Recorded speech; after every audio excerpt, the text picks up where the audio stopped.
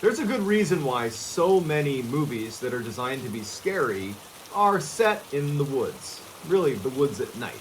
And if you go even further, most of them are like a cabin in the woods at night, right?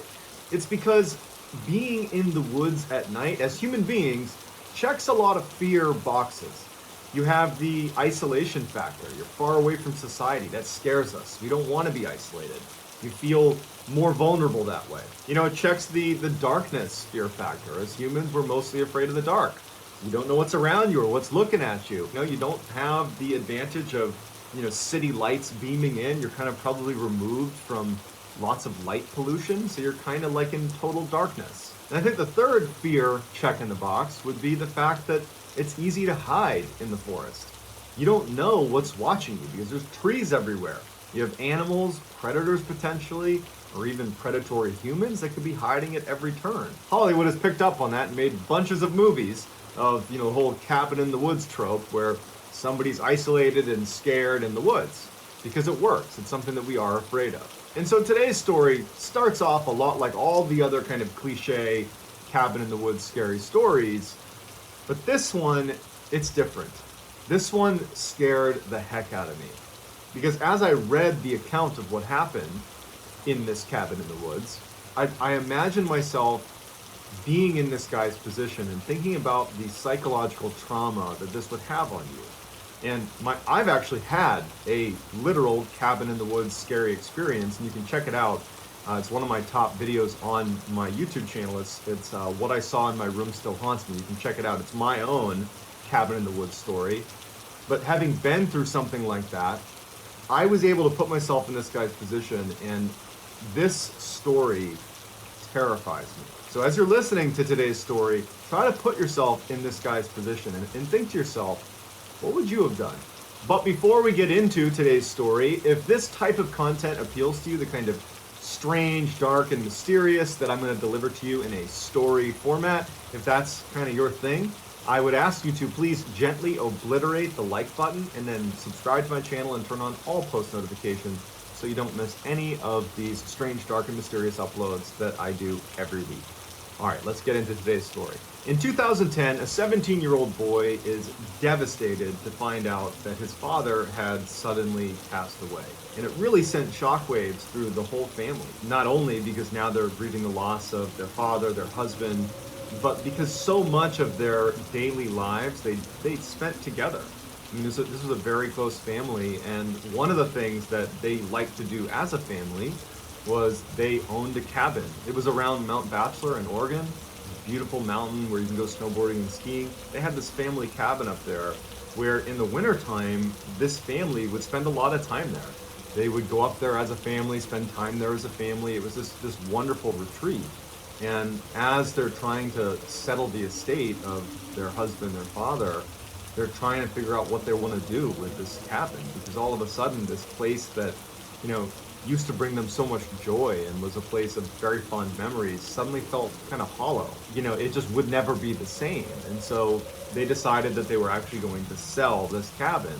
And the 17-year-old boy was just really upset about this. He was very close to his father. He had some very fond memories of going hunting, skiing, and snowboarding with his dad at this cabin.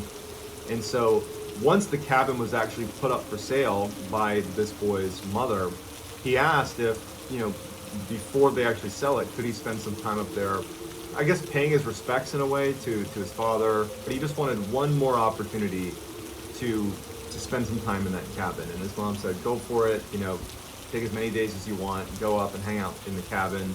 But when you come back, we are going to sell the place. So his father had actually willed to his son his vehicle. And so the 17-year-old boy loads up his father's car.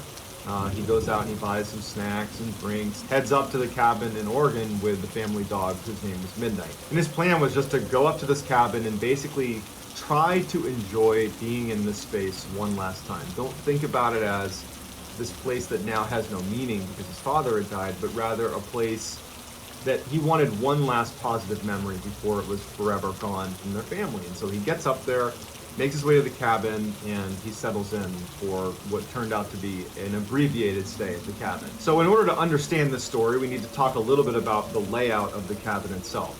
The cabin was 2 stories, and it was built into a mountain, Mount Bachelor in Oregon. And so the back half of the cabin was kind of settled into the mountain. So there were no windows, save a little sliver of window that fed into the bathroom, actually, in the back of the cabin. The front of the cabin was this beautiful, double-decker cabin with, windows on the second floor that fed into the master bedroom. On the second floor, there was a walk-out balcony that kind of jutted out a few feet from the second deck. The first floor, you could see in through all these beautiful windows. There was a sitting area, like a living room and a TV, and then a small kitchen as well. So the cabin was built in an area that was heavily forested. So they had to clear out, a bunch of trees to even build this cabin when the family had this built years and years ago. And so they really only cleared away the front section of trees so that there was a clear shot to the house. But the sides and the back were very heavily forested with these huge tall pine trees. And they basically had this little tiny driveway that fed in through all the trees, and you had this one kind of clearing in front of the cabin. So if you were on the second floor of the cabin, where there's the master bedroom, there's a bed up there, and you were looking out that window, you'd be looking over the balcony out into a clearing, basically. But there's a tree line, 100 yards past that clearing that's very dense. And there's actually a couple of trees, fairly prominent trees, that are sitting in front of the cabin that they did not cut down. One of which, for the story, we'll call it the sitting tree. Parallel to the ground, about 20 feet up, was this beautiful branch that looked perfect for a whole bunch of people sitting on it. But it was 20 feet above the ground, and there wasn't really any way to climb up to it, and no one was trying to climb this tree. But there's this tree that basically has a seat, if you will. Like the branch is like a seat that is looking directly into the cabin. And that's going to matter later in the story. So clearing in front of the cabin with this one kind of sitting tree, and then a very dense forest 360 degrees beyond, that one clearing. So when the 17-year-old gets to the cabin, he goes inside, he puts his drinks in the fridge, puts his snacks on the counter, he hooks up his PlayStation to the TV, and he's just like having a great time. His dog Midnight is roaming around, enjoying being at the cabin, and he's having a great time. And over the course of the first 2 days that he was there, it was everything he hoped it would be. It was like he was bonding with his father one last time. It was a peaceful time that he was there. He was happy to be there. And he was just enjoying himself, eating snacks and playing video games for a couple of days. He actually left a couple times to go snowboarding too. But on the third day that he was there, things started to get pretty weird. So on the third day when he got up, it had snowed dramatically the night before. A couple of feet of snow on the ground, still snowing pretty heavily. And he's like, I just don't feel like brushing off my car and trying to go to the store or go to the slopes to go snowboarding. I'm just going to basically be shut in for the day. And he was excited about it. He's like, great, me and my dog Midnight can bomb around the inside and play some more video games and eat some more snacks and do whatever. Midday that day, Midnight needed to pee, so he went outside with Midnight and let Midnight run around and go to the bathroom. And while he's out there with his dog, he notices there are some footprints in the snow that looked relatively fresh. And this is the first time that he's left his cabin that day, so they aren't his. And his neighbors were pretty far away, and he figured that they were older, that they were probably not going to be trekking around the woods. So he's thinking to himself, I wonder who made these footprints. And he's looking at them, and they started in the woods. So the woods are not that far away from where he is. He's in a relatively small clearing just in front of his cabin. But he can tell these fresh footprints have come out of the woods. And they're basically right in front of this clearing. And he notices that they bank around and go to the back of his cabin and kind of go up onto the mountain. And he kind of just starts walking and following the footprints a bit, and they kind of disappear up onto the mountain behind his cabin. And he's not overly concerned or anything, but he definitely takes note that more than likely somebody was walking around his cabin. Maybe it was someone who got lost, maybe it was a neighbor. I mean, he's rationalizing it. He's thinking, you know what, it can't have been anything too serious. Obviously, they didn't knock on my door. They didn't need anything. And so he kind of writes it off. So that night, he stays up late playing video games, and his dog is sleeping next to his chair. And at some point, he's tired and he wants to go to bed. So he draws all the curtains, so blackout curtains around the downstairs, shuts all the blinds, and locks all the windows, all the doors, and heads upstairs to the lofted second floor where the master bedroom is. He gets in bed, turns off all the lights, everything's locked, everything's shut, the dog climbs into bed, and the dog would sleep up near his head. And suddenly the dog jumps up, still on the bed, and looks at the stairs leading downstairs to the front door. And its ears are perked up, like it's heard something. And it wasn't unusual for the dog to be a little jumpy, maybe it heard something. He wasn't overtly concerned. But when midnight, the dog jumps off the bed and sprints downstairs after having this sudden alertness. And he's listening. Now he is a little bit worried. He's thinking, well, I saw footsteps yesterday walking around my cabin, and now it's the middle of the night, and my dog is downstairs acting like it's heard something. And he hears the dog, Midnight, pacing around the downstairs, like back and forth, back and forth, back and forth. Every indication is the dog wants to go outside. That's the noises that he's picking up that signal from the dog. And so finally, even though he's feeling a little bit unnerved by this, he decides to go down and see what Midnight wants. And so Midnight is by the door, ears perked up, very eager to go outside. It's pacing, and he thinks, what, she just needs to go to the bathroom. And so he opens the door with Midnight and he goes outside and he expects his dog to pee. But Midnight doesn't need to pee. Midnight starts kind of stalking around the corner and looking out across the clearing towards the sitting tree in that direction, and it just stops. And it's looking at something very intently, as if it spotted an animal or something in the woods. And so the boy is looking at the dog, and he's kind of trying to encourage the dog to do its business so they can go back in the cabin. And he's starting to feel really uncomfortable. He's looking around, he's thinking like, okay, I don't know what's going on, like, I'm a little bit concerned now. And he's sensing that Midnight is going at some point to try to take off after whatever she sees in the woods. And so preemptively, he grabs Midnight and says, all right, drags Midnight back in the house and shuts the door and locks it and takes one last look out the window of the door and just kind of looks out. I mean, it's dark, he doesn't have a light or anything. He's like, man, that's creepy. Locks it, shuts the blinds, confirms everything downstairs is locked, does a sanity check to make sure everything is locked, and goes back upstairs with Midnight. Midnight did not want to go back upstairs. He had to practically drag her back upstairs. And then when they did get back in bed, Midnight refused to get in bed, but instead stood next to the bed looking at the stairs, wanting to go downstairs, periodically looking back at him, and then down at the stairs. Midnight wanted to go back outside. So he's laying there in bed, and he's taking full stock of the fact that his dog is very much on edge. But he's trying to fall back asleep, trying to convince himself that nothing weird is going on. And after about 30 minutes of that and being unsuccessful at falling asleep, as he's laying there, it's silent, and all of a sudden he hears footsteps on his roof. Now, the roof is right above his head. I mean, he's on the second floor. There is no attic. The roof is right there. And he hears about 6 footsteps. And he actually described it as something with hooves. And his dog instantly looks up as well. And they're both watching the ceiling as what sounds like hooves walking along the roof of this cabin. And it was so distinctive that immediately what he's thinking to himself is, how could a deer or a moose or something get on the roof of the house?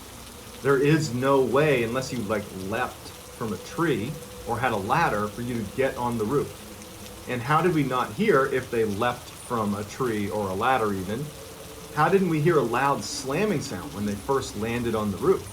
Like, it's as if they've been there for a while and we just didn't know. And so then the footsteps stop, and at this point the dog stops looking at the roof and goes right to the balcony, which is shut. There's a door shut to the balcony, and there's curtains drawn against the balcony, so he can't see what's out there. And so the 17-year-old boy is sitting in his bed, and he's like, oh, I don't want to see what's on the porch. And he even says in his write-up about this that he's like, I'm a pretty tough guy, but I'm in the middle of the woods, in the middle of the night, totally isolated. Like, I almost don't want to know what's going on outside. I just want to pretend it's not happening. But at some point, he musters the courage to go out on the balcony. And so he walks over very timidly to the door, and Midnight's there ready to go outside. And he takes a deep breath and he slides open the blackout curtains. But there's no light outside and there's no light inside, so it's just kind of darkness. And he can barely make out even just the snow that's on the balcony right in front of him. He takes a deep breath and he unlocks the door and he opens it up. And the first thing he does is he turns and he looks up at the roof to see if there's a deer or a moose or something on the roof. There's nothing up there, and he's kind of peering around, and he can't even see footprints up there. So in a way, he's kind of relieved, right? Like, I must have been imagining that. He had a flashlight, and so at this point, he's looking back at his roof of his cabin, and he shines the light real quick, and it's totally dark out, right? So this light goes very far, and he sees nothing. And the dog at this point, he can hear the dog making kind of some commotion below him. It's angling itself to look out in the direction of the sitting tree and out towards that tree line where the dog had originally been fixated on something in the tree line. And so just doing his diligence, the 17-year-old scans from the top of the roof where he sees nothing. He starts scanning over to the side of the house, right? Like this is the direction of the sitting tree. He's looking over here and he's looking, he's scanning the tree line, just looking for anything that might have been on the roof. And he's looking and he's looking and he's looking, and then he gets to the sitting tree. And his flashlight stops on a man crouched on that perch, 20 feet off the ground on the sitting tree, who looked very tall. He had his hands holding onto the branch right above him, and his mouth is open. And he's holding onto the branch, and he's looking directly at the boy. Unblinking, 100% focused on him. He's less than 50 yards away from him at this point. And it took him a second, the 17-year-old, to register what his flashlight was pointed at. And he panics and he drops it. And the dog reacts to the drop flashlight too. And because he's alone out here, he needs to protect himself, so he scoops that light back up and he shines it one more time to see, like, holy cow, like, what did I just see? And the guy on the branch is now gone. And he scans the ground. There's nothing. And he's terrified at this point, so he grabs his dog, throws Midnight back into the cabin, runs back in, shuts the door, locks it, closes the blinds, turns off his light, and literally gets back in bed with his dog, and he's now basically cowering on the bed. So at this point, they're sitting on the bed. Midnight is no longer acting like she wants to go outside. I think she's picking up potentially on the paranoia. Okay. At this point, the boy and his dog are sitting on the bed, and they're both scared at this point. Midnight, was fearsome while she was outside, but now that she's back inside, she doesn't want to go near the door either. She's rubbing up against him. She doesn't want to go anywhere. And they're sitting there, and the boy, all he's thinking to himself is, did I really just see that? It looked like an unnaturally tall man. How did he get in the tree? That's 20 feet off the ground. There's no way to get up into the tree. And why was it sitting there with its mouth open, staring at me?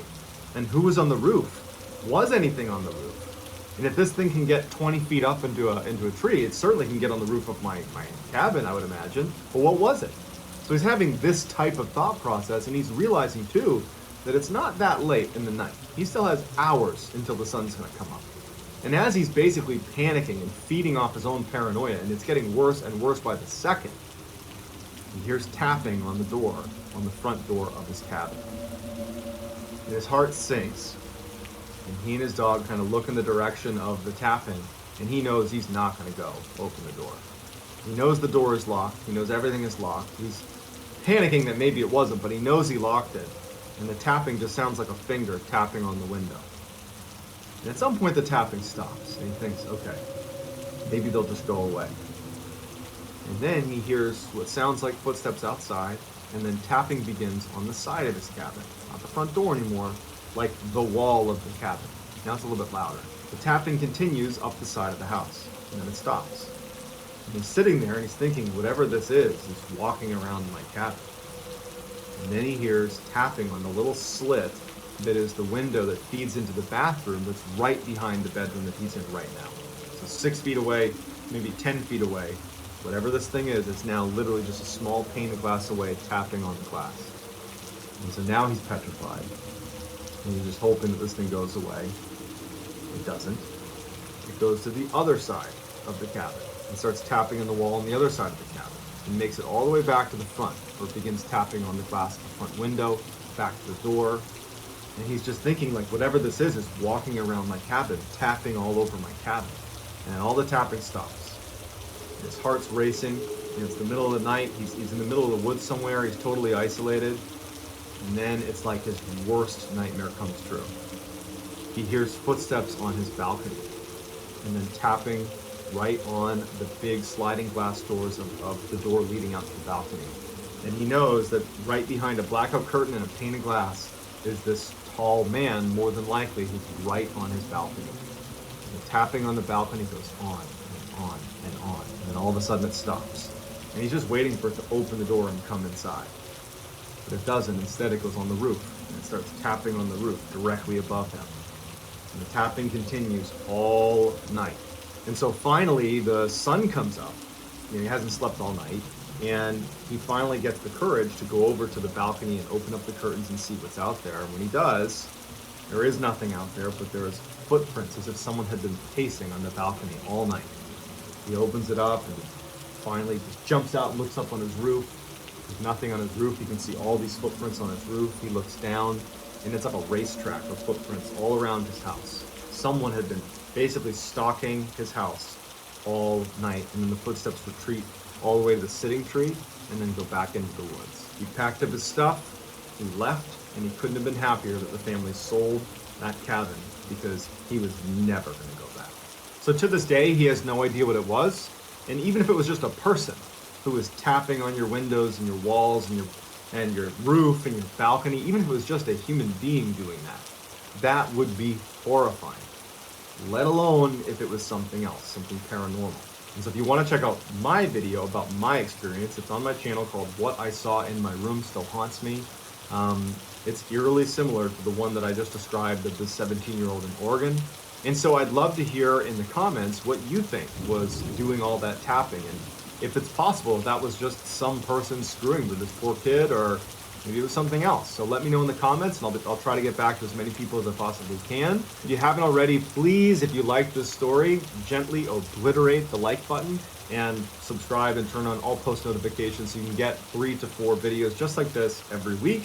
If you want to get in touch with me, you can hit me up on Instagram. My handle is johnballin416. I'm also quite active on TikTok. My handle is Mr. Ballin over there, and I go live on there all the time, 10 o'clock Eastern, most days of the week. So I hope to see you in one of those other places, and I hope you'll continue to watch my videos here on YouTube. And that's going to do it, guys. Thank you very much. Till next time.